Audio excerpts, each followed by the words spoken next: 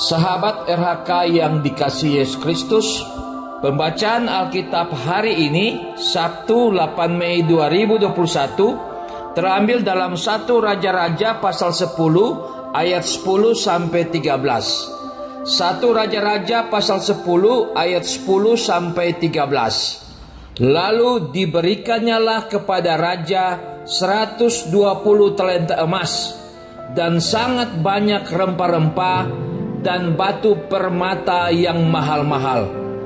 Tidak pernah datang lagi begitu banyak rempah-rempah seperti yang diberikan Ratu Negeri Sheba kepada Raja Salomo.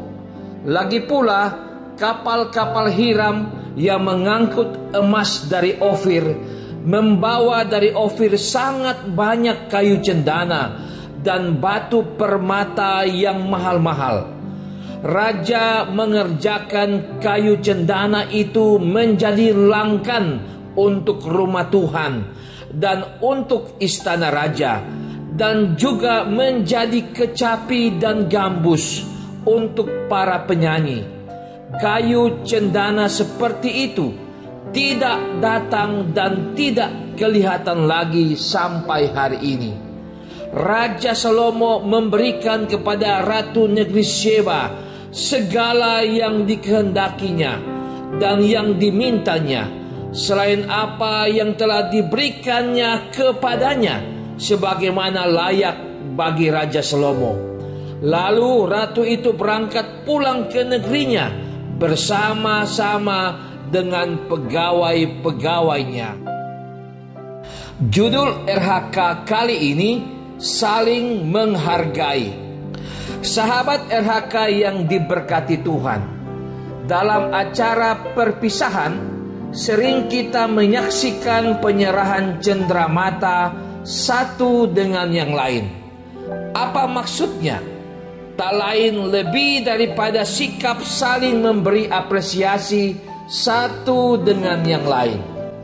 Hal yang sama juga terjadi antara Raja Salomo dan Ratu Sheba. Perkunjungan Ratu Sheba akhirnya diakhiri dengan tindakan saling memberikan cenderamata sebagai bentuk persahabatan, tapi juga sebagai bentuk ucapan terima kasih untuk segala yang mereka alami bersama. Benarlah suatu ungkapan berkata, ada waktu bertemu, tapi ada waktu untuk berpisah. Tapi yang paling penting bukan hanya soal bertemu dan berpisah semata, tapi lebih dari itu, yaitu bagaimana kita dapat mengisi semua waktu yang dilalui bersama. Raja Salomo mengalami itu bersama dengan Ratu Sheba, dan semua itu mereka akhiri dengan baik, dengan cara saling memberi cenderamata satu dengan yang lain. Jemaat Tuhan, sikap saling menghargai, menghormati satu dengan yang lain itu sangatlah penting. Sebab dari sikap itu terpancar tentang kebijaksanaan seseorang. Semakin ia menghargai seseorang, semakin tinggi hikmatnya. Sebaliknya, semakin dia merendahkan orang lain, maka semakin bodohlah dia. Tidak ada yang sempurna di dunia ini. Pasti selalu ada kekurangannya. Tapi seberapapun kekurangan seseorang terhadap kita, kita harus tetap menghargainya. Salomo menghargai Ratu Sheba, begitupun sebaliknya Ratu Sheba menghargai Salomo. Sebagai keluarga Kristen, marilah kita mengembangkan sikap hidup yang saling menghargai satu dengan yang lain. Sebab dengan sikap hidup yang saling menghargai satu dengan yang lain, maka akan tercipta suatu kebersamaan di tengah keluarga, gereja, dan masyarakat.